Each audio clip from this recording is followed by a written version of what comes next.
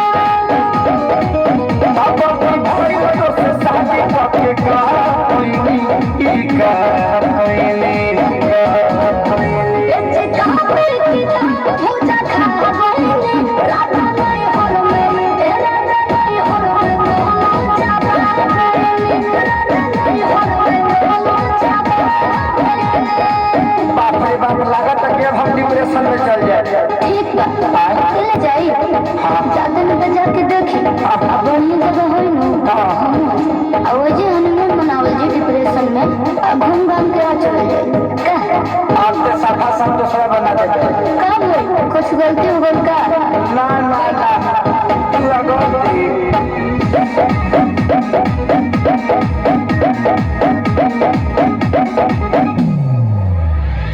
चढ़ली जवान तहर पूरा छोड़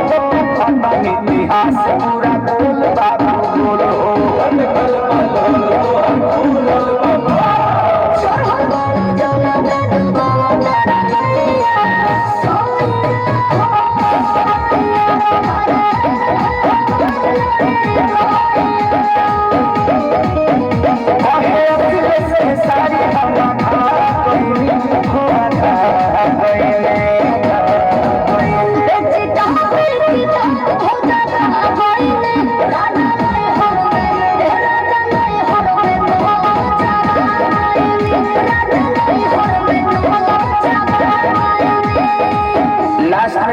सवाल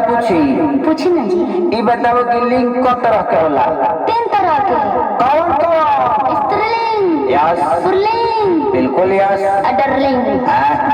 अब बुझा गए दुर्गेश नहीं बना देते हमके पूछी